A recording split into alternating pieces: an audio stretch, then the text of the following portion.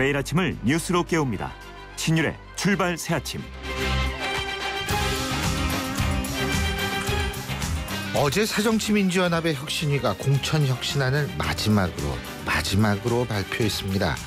그런데요, 이 혁신안은 또다시 논란의 소용돌이에 휘말렸습니다. 논란이 되고 있는 부분은 일단 정세균, 이해찬, 문희상, 김한길, 안철수 의원 등 전직 대표들은 통합과 승리를 위해 살신성인을 실천해달라, 당의 열세 지역 출마를 비롯한 당의 전략적 결정에 따라달라, 이렇게 한 부분, 그리고요, 국민의 지탄을 받는 범죄 혐의로 집행유예 이상의 형이 확정이 되면 공천 부적격자로 판단하기로 한 부분, 또 대표적인 예외 조항은 공직 후보자 검증위원회에서 제적 3분의 2 이상 위원이 야당 탄압이라고 판단하면 공천에서 배제하지 않기로 한 것, 그리고 혁신위 인사가 해당 인사로 혁신위가 또한 해당 행위를 한 인사로 조경태 의원을 거론한 것 등입니다. 이런 것들이 논란이 되는 근본적인 원인, 일단은요, 해석의 여지에 따라서 달라질 수 있는 부분이 너무 많다는 점입니다. 예를 들면 조경태 의원이 콕 찍혔는데 조경태 의원이 해당 행위자라면 과거 김한길, 안철수 공동대표 체제를 흔든 인사들은 해당 행위자가 아닌지에 대한 의문 역시 제기될 수 있다는 얘기죠. 자, 이런 상황 과연 어떻게 봐야 할까요? 이 부분 당사자 중에 한 분이시죠. 박지원 의원으로부터 직접 들어봅니다. 신율의 출발 새 아침, 오늘 순서 시작합니다.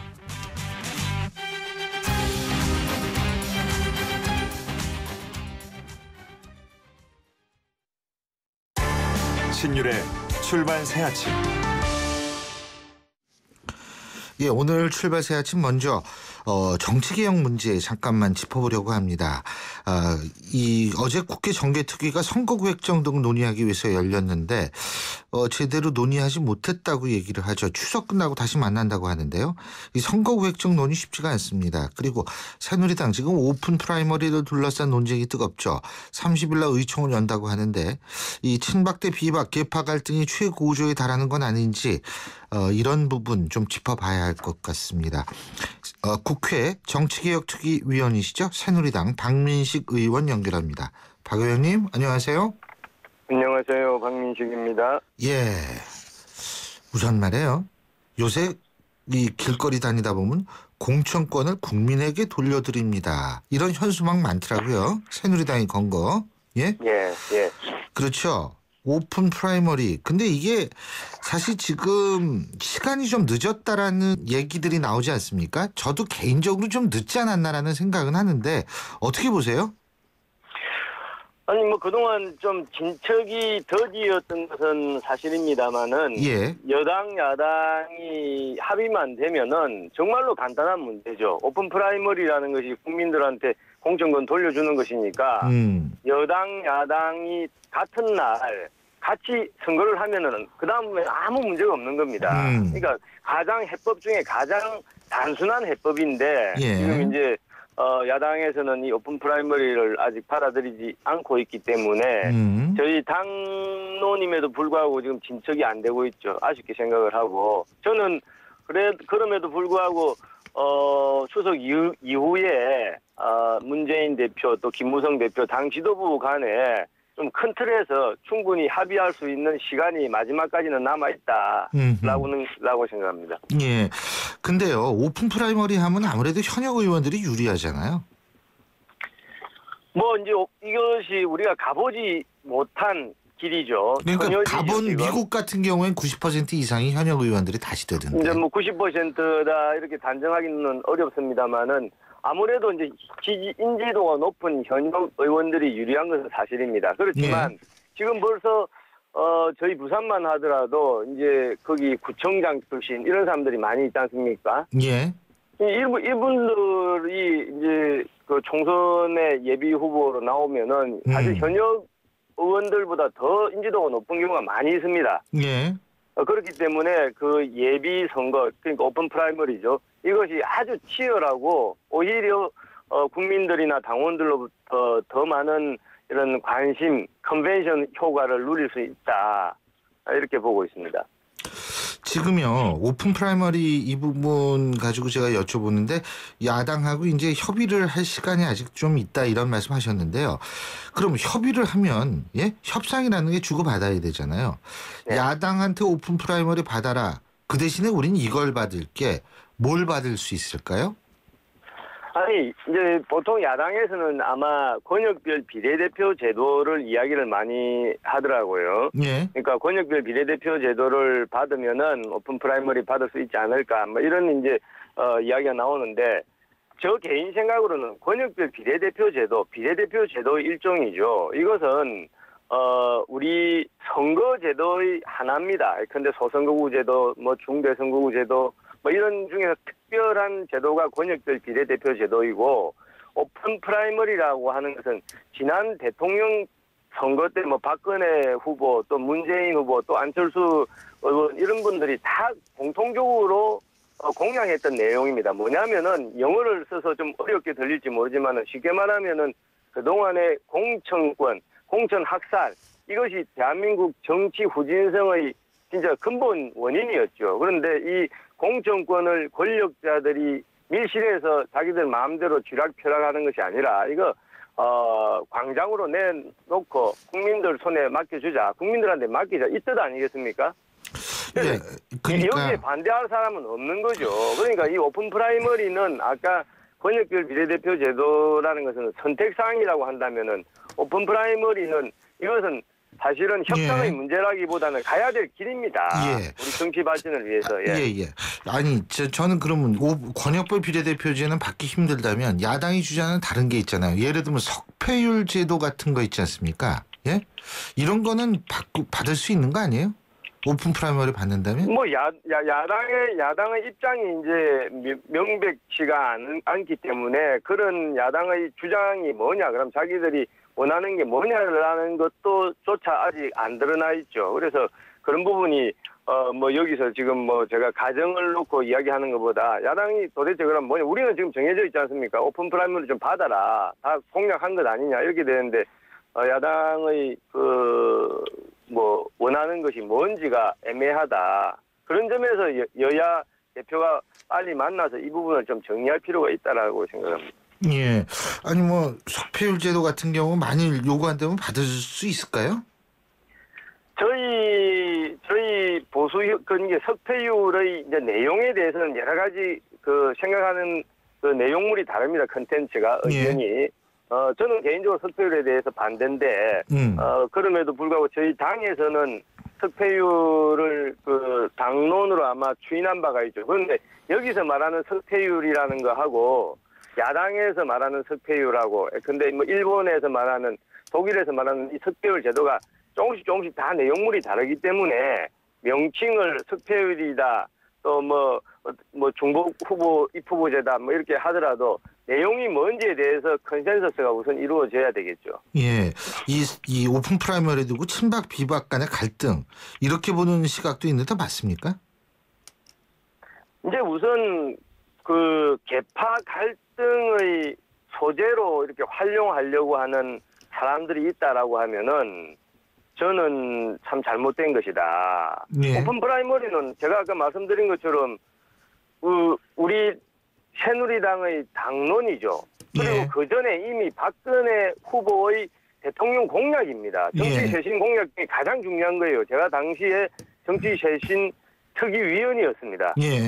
어떻게 보면 박근혜 대통령의 가장 중요한 공약에 대해서 사실은 당대표가 정치 생명을 걸고 나서겠다라고 하는 것은 어떻게 보면 당연한 거죠. 그런데 이것을 이거 다 다른 사람 예컨대 뭐 별로 찬성도 안 했는데 혼자 당대표가 주장하다가 안 됐으니 당신 책임져라 라고 하는 게 좀 뭐 제가 볼 때는 이해하기 어려운 태도죠. 그게 오히려 정치적으로 상대방을 흠집내기 위한 소재로 오픈 프라이머리의 실패를 이렇게 활용하려는 거 아니냐 이런 의구심을 솔직히 가지고 있습니다.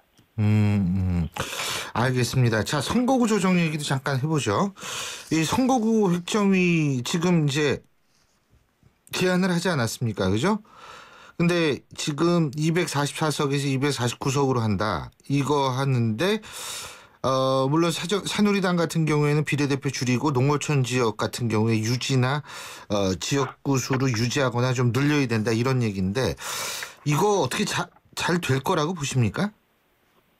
이제 뭐 어렵더라도 이거 반드시 해내야 되죠. 10월 13일까지 획정위에서 획정 기준을 국회에 제출해야 되고 또 국회에서는 11월 13일까지 의결을 해야 내년 선거가 가능합니다. 예. 이게 안 되면 내년 선거가 안 되기 때문에 지금 뭐 여야 간에 또 획정위의 뭐 의견에서 갑론을박이 있고 좀 아직 명백히 결론이 나지 않는 상황이지만은 아마 추석 지나고 나면 될 수밖에 없다. 그렇게 생각을 하고 있습니다. 근데 지금 농어촌 지역 의원들 반발이 심하잖아요. 농어촌 의원들의 반발을 단순히 반발이라고 혹시 폄훼하는 분이 계시다고 하면은 저는 폄훼의 의도로 말씀드린 것은 아닙니다. 네, 교수님 그 뜻이 아니라 이제 농어촌 의원들의 그런 주장은 충분히 경청할 만하다. 지금 이제 여야 간의 획정이 그 의석수 이런 것 때문에 그 뭐 중간에 지금 스톱이 된 이유가 바로 농어촌 지역 대표성을 어떻게 확보할 것이냐. 근데 예를 하나만 들면은 뭐 이런 예는 많이 들었습니다만 강원도 지금 제일 큰 선거구 면적하고 우리나라에서 제일 작은 선거구 서울 중랑이라고 제가 들었는데 맞습니다. 중랑 가불입니다. 그 면적 크기가 뭐 한 배, 두 배 차이가 아니라 443배 차이 납니다. 그 면적 크기가 그렇게 기형적으로 나누면은 나중에 근데 이제 그러면 강원도다, 뭐 경상도다, 전라도다 시골에 이제 자꾸 도시로 인구가 이동이 되지 않겠습니까? 그러면은 근데 뭐 불과 한 2, 3년 지나면은 인구가 뭐 10,000명, 20,000명씩 확 줄어들어서 도저히 거기는 이제 국회의원을 인구 비례로는 맞출 수가 없는 경우가 틀림없이 생길 수밖에 없죠. 자, 그러면은 이제 강원도에서는 근데 극단적으로 말하면 국회의원 뭐 1명, 1명 될까 말까. 만약 그런 사정을 상정한다라고 할 때도 헌법재판소 결정이 났기 때문에 무조건 인구 비례만 기준으로 해야 된다라고 할 수는 없죠. 그러니까 그런 부분은 우리 헌법상의 가치인 지역 균형 발전을 위해서라도 지금부터 미리미리 준비를 해야 된다. 그래서 결론적으로는 그런 부분에 대해서는 어떤 예외 조항 같은 거를 둘 필요가 있다라는 것이 제 개인적인 생각이고 수차 이런 부분을 지적한 바가 있죠. 잘 알겠습니다. 어쨌든 잘 좀 조정이 됐으면 좋겠네요. 오늘 말씀 여기까지 듣죠. 고맙습니다. 감사합니다. 지금까지 새누리당 박민식 의원이었습니다. 지금 7시 30분 딱 됐는데요. 자, 교통 상황 알아보겠습니다. 김일환 캐스터. 네, 출발새 아침 교통정보입니다. 추석 연휴를 앞두고 목요일 아침 출근길 한결 가뿐하실 텐데요. 먼저 경인고속도로는 서울 방면 부천부터 신월까지 4km 구간 정체가 시작이 되고 있습니다. 반대 인천 방면 부평부터 서인천 부근까지는 9km 구간이 정체입니다. 국회대로 따라 도심 쪽으로 목동교 위에서 교통량이 빠르게 늘고 있는데요. 시속 30-40km 안팎입니다. 동부가선도로는 성수 분기점 방면 성동구에서 성수 분기점 부근 4차로 일어난 화물차 관련 추돌 사고는 처리 작업이 끝났습니다. 다만 여파 때문에 월계교 이전부터 속도가 내려가 있으니까 안전하게 운행하시기 바랍니다. 내부 신안로 성산 방면 아직은 종암 분기점부터 국민램프까지 밀려 지나고 있는데요. 반대 성수대교 쪽으로도 총지램프부터 터널 지나는 데는 서행입니다. 출발새 아침 교통정보였습니다. CEO 금난세입니다. 꿈꾸는 젊음은 아름답고 도전하는 열정은 성공을 부릅니다. 파이팅 하세요. 그리고 여러분의 미래를 기록하세요. 성공을 위한 CEO 금난세 씨의 노력은 매일매일 양지 다이어리와 함께합니다. 나의 역사 속엔 언제나 양지 다이어리. 신율의 출발새 아침 1부 순서는 여기서 줄입니다. 잠시 뒤 2부에서 뵙죠.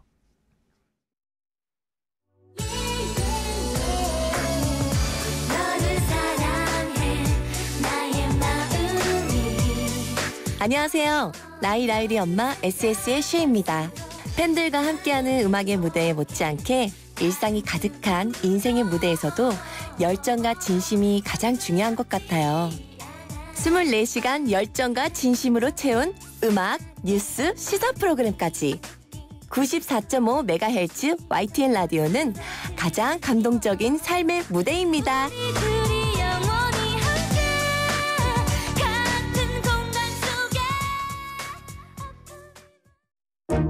소통의 아침을 여는 공정한 목소리. 신율의 출발 새 아침. 신율의 출발 새 아침 2부 순서 지금부터 시작합니다. 신율의 출발 새 아침. 제가 오늘 방송 서두에도 말씀을 드렸는데요. 새정치민주연합 당권재민혁신위원회가 내놓은 마지막 혁신안, 바로 인적 쇄신안이었었는데요. 자, 여기에서 제가 앞서도 말씀드렸지만 해석의 여지가 너무 많아서 논란이 되고 있는 부분이 많다는 점 말씀을 드렸는데요. 자, 여기에서 상당히 반발이 일 수밖에 없는데요. 자, 해당 당사자 중에 한 분이시죠. 새정치민주연합 박지원 전 원내대표 전화 연결합니다. 박 의원님 안녕하십니까? 네, 안녕하세요. 목포에 있습니다. 예. 목포에 벌써 내려가 계시네요. 네, 저는 화요일부터 열심히 내려와 있습니다. 그 추석 끝난 다음에 올라오시겠네요. 네, 그렇습니다. 그러시구나. 예. 자, 일단은 말이에요. 그 어제 발표된 인적 쇄신이 좀 여러 가지로 논란이 되고 있는데요. 최종적인 판결 없이 실제로 이 1심 재판에서 유죄가 나와도 공천심사에서 배제키로 했다. 이 부분 어떻게 보십니까? 지금 박 의원님도 대상이 된다. 언론에 많이 나오고 있죠? 오늘 아침 신문이나 방송에 예. 물론 이 박지원도 해당된다라고 했습니다. 예. 그렇지만 저는 예. 우리 제1야당이 과연 공천권을 검찰에 반납했는가 하는 것을 묻지 않을 수 없습니다. 예. 제가 1심에서 무죄를 받고 2심에서 일부 유죄를 받았을 때 우리 당에서는 공식적으로 대변인을 통해서 박지원에 대한 판결은 꿰맞추기 수사다. 검찰과 싸운 사람, 즉 박지원에 대한 탄압이다. 이렇게 얘기를 했습니다. 예. 또 지금 언론 말씀하셨으니까 그 언론에도 상당히 그 편파적인 예. 우리 당의 기준이다 하는 것을 지적하고 있기 때문에 예. 저는 과연 우리 당을 위해서 누가 맨 앞장서서 싸웠고 누가 좋은 결과를 나타나게 했고 또 앞으로도 그럴 것인가. 우리의 목표는, 혁신의 목표는 통합과 승리에 있습니다. 예. 과연 이 당을 통합으로 이끌어서 오는 총선 승리와 특히 정권 교체에 박지원의 역할이 있기 때문에 저는 이러한 혁신안에 대해서 받아들일 수 없습니다. 예. 그리고요, 지금 대변인도 이게 꿰맞추기 수사라는 그런 얘기를 하셨다고 말씀하셨잖아요. 그죠? 네. 2심 판결이 난 다음에요. 근데요, 지금 예외 조항으로 공직 후보자 검증위원회에서 제적 3분의 2 이상의 위원이 야당 탄압이라고 판단하면 공천에서 배제하지 않기로 했다. 이런 규정을 뒀거든요. 만약 그렇다면 여기에서 다시 살아날 수 있는 거 아닌가요? 어떻게 보십니까? 글쎄요, 그러한 제도적 규정도 있지만은 예. 이렇게 선거에 나갈 사람들을 언론에 이런 여론 재판으로 몰아놓으면은 예. 당이 무슨 이익이 되겠습니까? 그리고 저도 과거에 지난 19대에도 그러한 것이 회자됐지만은 국민 심판을 받았습니다. 예. 그렇기 때문에 저는 어떠한 경우에도 분열의 길로 가는 것이 아니라 통합 단결해서 정권 교체의 길로 가야 된다라고 하면서 우리 당의 여러 가지 문제점을 지적해 왔는데 예. 이것을 마치 보복하는 양 자기 편들은 감싸고 비판한 편은 이러한 결론을 내려놓는 것은 형평성에도 어긋나지만은 또 저는 떳떳하게 당에서 제가 할 수 있는 일을 하겠다 하는 마음을 굳히고 있습니다. 예. 자, 그렇다면 자기 편을 감싸고 비판하는 쪽을 내몰고 있다라는 의미는 지금 혁신위가 친노적 성격이 강하다 이 말씀이신 거죠? 글쎄 글쎄 혁신위는 저는 처음부터 예. 운동권 출신이다. 친노하고 비교적 가깝다 하는 평가를 내릴 때도 저는 혁신위는 조금 더 진보적이고 예. 혁신적인 분들이 하는 게 옳다라고 해서 지지를 했습니다. 예. 또 지금도 일부에서는 혁신위가 실패했다라고 하지만은 저는 꼭 실패했다고 규정하지는 않습니다. 예. 경우에 따라서는 이 구성원들이 다 만족할 수는 없죠. 그러나 그러한 잘못이 있다고 하면은 우리 당에서 얼마든지 소통으로 변화시킬 수 있거든요. 예. 이것은 김상곤 혁신위원장도 지난 8월 16일 중앙위원회에서 변화시킬 수 있다. 이런 얘기를 한 겁니다. 그리고 당헌 당규에 우리가 개정할 수도 있기 때문에 저는 혁신위가 실패했다 성공했다는 라고 하는 것보다는 과연 혁신안이 총선 승리와 정권 교체에 맞는 그러한 안이 되어야 되고 예. 또 만약 이것이 미비할 때는 당에서 얼마든지 수정 가능하다 이런 생각을 갖습니다. 그리고 지금 박지원 대표께서는 당에서 계속 본인이 할 수 있는 총선 대선 중에서 할 수 있는 일을 하겠다 이 말씀하셨는데요. 자 그렇다면 탈당하시는 건 아니다 이렇게 이해하면 되겠네요. 그죠? 저는 처음부터 제가 탈당하겠다 이런 얘기는 하지 않았습니다. 예. 그러나 지금 현재 우리 당이 예. 떠나는 당을 만들어가고 있는 것은 리더십의 문제가 되는 겁니다. 어떠한 경우에도 야권 통합을 위해서 돌아오는 당이 돼야 되는데 지금만 하더라도 순서적으로 얘기해도 정동영, 천정배, 박준영, 김민석, 박주선 우리 당의 중진 지도자들이 떠나고 있지 않습니까? 또 이러한 혁신안을 내놓은 것도 보면은 일부 당신들은 떠나도 좋다 하는 신호를 보내고 있는 거예요. 그래서 모두가 떠나면은 총선 승리를 할 수 있으며 정권 교체를 할 수 있겠는가? 그래서 저는 자꾸 돌아오고 합쳐지는 정당으로 문재인 대표는 리더십을 발휘해야 되고 그러한 결단을 내려야 한다 하는 것을 강조해 왔습니다. 예. 그러면은 박 대표님께서는 떠나지 않으시겠다는 얘기입니까? 아니면 그것은 정치는 생물이니까 모르신다. 예, 모르겠습니다. 예, 어쨌든 차기 총선에는 당연히 출마하실 거 아닙니까? 그렇죠? 당연히 출마하겠습니다. 당연히 차기 총선에 출마를 하실 텐데, 그죠? 예. 근데 이게 상황이 여의치 못하면 나가실 수도 있겠네요. 그러면 그죠? 지금 뭐 계속 이런 식으로 흔들어대면 지게 한다고 하면 예. 더 불행해지기 때문에 예. 그러한 조치는 취하지 않을 것으로 저는 보고 있습니다. 예. 또 일부에서 예. 어제 지도부 사람들도 전화 와서 예. 박지원 대표만은 우리 당에 필요하기 때문에 절대 그런 내용이 아니다라는 전화도 있었지만은 저는 이것을 믿는 건 아닙니다. 당연히 혁신위에서 얘기한 거하고는 좀 다른 얘기 아닙니까 그게? 글쎄요. 발표는 그렇게 해놓고서 또 뒤에서 딴 말하는 거 아니에요 그거는? 예. 믿는 것은 아니지만 예. 제가 어떻게 하겠다 하는 것은 당에서 어떻게 저에게 하는가에 따라서 결정하겠습니다.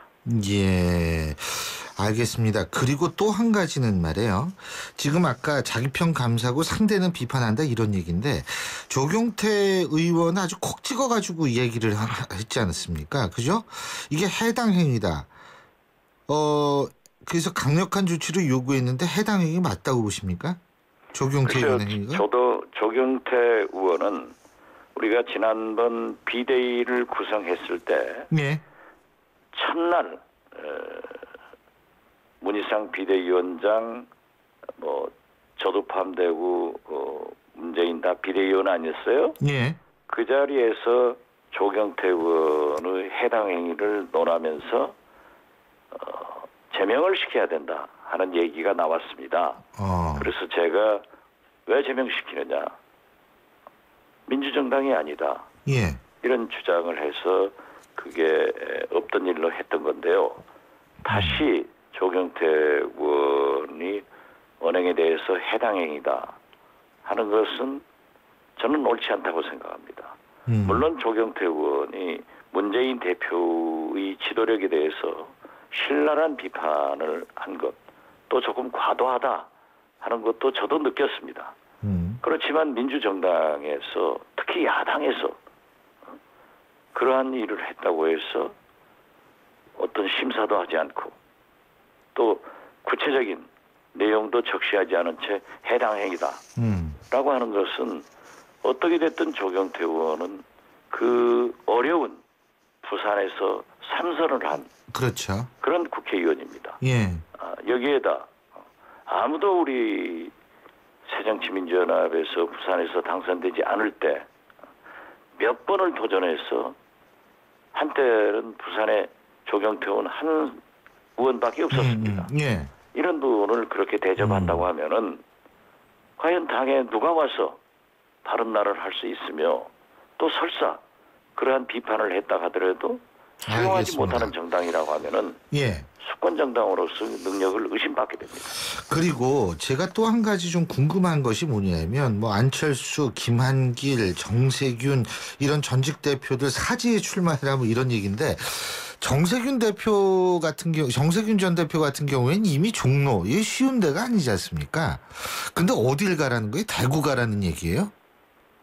글쎄요, 그러한 의도는 모르겠습니다만은 예. 저는 줄기차게 지난 2월 전당대회에서 문재인 대표가 부산 지역구를 버리겠다. 예. 마치 살신성이라는 것처럼 말씀을 해서 예. 아니다. 문재인 대표가 부르짖는 혁신을 위해서는 한석이라도 아쉬운 부산에 가서 출마하는 것이 혁신이다. 예. 그리고 구당이다. 이렇게 얘기를 했습니다. 예. 그렇기 때문에 저는 문재인 대표께서 부산에서 출마를 고려한다 하는 말씀은 대단히 환영합니다. 예. 이것이 노무현 대통령의 희생과 감동을 보여주는 길이라고 저는 생각하기 때문에 문재인 대표의 그러한 결정은 환영하지만은 나머지 의원들은 정치인은 지역구를 선택할 권리가 있습니다. 그렇겠죠. 예.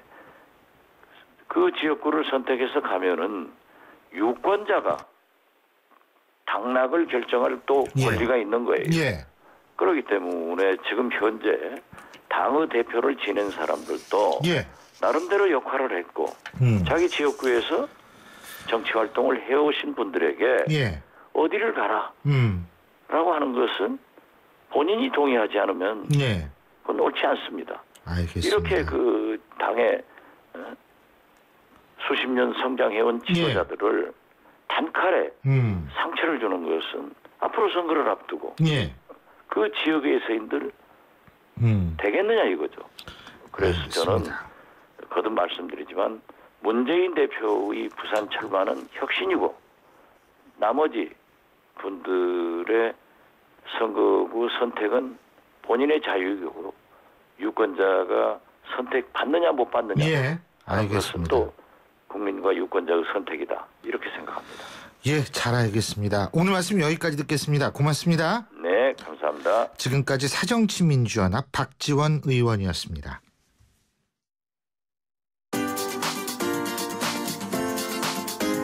YTN 뉴스 FM 신율의 출발 새아침 댓글로 보는 뉴스. 댓글로 보는 뉴스 오늘도 YTN 플러스 최영화 기자 함께하죠. 어서 오십시오. 안녕하세요. 예, 지금 이 시각에 누리꾼들의 가장 관심을 많이 보이는 뉴스 어떤 게 있나요? 네, 지난해 지뢰 폭발 사고로 부상을 당한 군인의 어머니가 억울함을 호소하며 국회로 보낸 편지가 공개됐습니다. 어제 국회에서 열린 정의당 상무위원회에서 정의당 심상정 대표가 내장 분량의 편지를 공개했는데요. 정부로부터 치료비를 포함한 의료 지원을 거의 받지 못했다는 어머니 정모 씨의 절절한 사연이 담겼습니다. 정 씨는 편지에서 아들이 지난해 DMZ에서 작전을 수행하다 지뢰를 밟아서 수술을 4번이나 했는데 정부에서는 한 달 치료비만 지원했다 이렇게 호소했는데요. 지난달 목함질의 사태로 다친 군인을 비교하면서 나라가 있고 국민이 있는 것 아니냐, 대한민국이 이런 나라였나 이런 말을 남겼다고 합니다. 예. 국방부는 논란이 일자 다친 광모 중사에 대한 진료비를 지원할 계획이라고 밝혔는데요. 누리꾼들은 진정 상황이 이렇다면 누가 국가를 위해 눈물을 흘리겠나요? 이렇게 지적을 하면서 왜 꼭 이렇게 호소를 해야 움직일까? 국방의 의무를 다하는 군인들에게 미안하다 이런 댓글도 있었습니다. 그게 문제예요. 이렇게 문제 제기를 하면은 부랴부랴 해주는데 그렇지 않으면 안 해주는 거. 이 국가를 위해서 이렇게 있으면 당연히 해줘야죠. 찾아가서 해줘야죠, 진짜. 다음 뉴스 알아보죠. 네, 최근 마트 주차장에서 납치 살해 사건이 일어나는 등 불특정 다수를 대상으로 하는 강력 범죄가 늘면서 혼자 돌아다니기 무섭다 이런 말들 많이 하시는데요. 예. 범죄 상황에 닥쳤을 때 대처 요령을 다룬 기사가 누리꾼들 관심을 모았습니다. 전문가들은 강력 범죄에 직면했을 때 우선 주변 상황을 판단하는 게 중요하다고 조언하는데요. 예. 평소에도 위험 상황에서 어떻게 행동할지 머릿속으로 그려보는 이미지 트레이닝도 도움이 된다고 합니다. 예. 위기 때 전화 걸 사람을 지정해 놓고요. 통화 후에 10초 동안 침묵을 하면 신고하는 그런 암호를 정해 놓는 것도 필요하다고 합니다. 예. 이 기사를 접한 누리꾼들은 이런 걸 대비해서 미리 연습까지 해야 한다니 좀 무섭다. 법을 강화해서 흉악 범죄는 좀 막았으면 좋겠다 하셨고 예. 사회적 안전망은 없고 내 몸을 내가 지켜야 하는 것 같은데 법이 약하니 악순환되는 게 맞습니다. 아닐까 이렇게 얘기하셨네요. 진짜 맞는 말씀 하시네. 자, 다음 뉴스 알아보죠. 네, 사정상 대학 수업 때 아이를 데리고 온 학생을 위해서 아이를 팔에 안고 가르친 미국 교수의 배려심이 언론의 주목을 받았는데요. 미국 테네시주 데브리 대학교 경영대학원에 다니는 싱글맘 어벤다 오스본은 2살배기 아들을 맡길 수 없는 상황이 되자 수업에 데리고 들어갔습니다. 아이가 수업 때 막 소란스럽게 했는데 조엘 벙커스키 교수는 아이를 번쩍 들어올리고 누구나 어려움을 겪죠 이러면서 수업을 계속 이어갔다고 하는데요. 작은 일화지만 학생이 계속 공부할 수 있도록 따뜻한 마음을 선사한 교수의 행동이 감동을 전했습니다. 누리꾼들은 배려는 돈도 안 드는데 우리 왜 이렇게 여유가 없나 돌아보게 되네요. 따뜻한 마음 보고 배웁니다. 이런 반응이었습니다. 저도 기분이 따뜻해집니다. 오늘 말씀 여기까지 듣죠. 고맙습니다. 고맙습니다. 예, 지금까지 YTN 플러스의 최영하 기자였습니다. 9월 쉐보레의 디젤 차종을 특급 조건으로 만날 수 있는 절호의 기회. 크루즈 말리부 올란도 캡티바 디젤 차량 구매 시 최대 3년 무이자 할부 또는 최대 344만 원 할인. 개별 서비스 인하분 포함. 전시장에서 드라이브 쉐보레 시승에 참여하시고 푸짐한 경품까지 받아가세요. 9월 한 달간 전시장 및 홈페이지 참조. Chevrolet, find new roads. 하나와 외환이 하나가 되어 대한민국 1등은행이 되었습니다. 이제 대한민국과 하나가 되어 세계 인류은행이 되겠습니다. 대한민국 금융 만세. 세계적인 대한민국 1등은행 KEB 하나은행. 인생만큼 소중한 당신의 자산.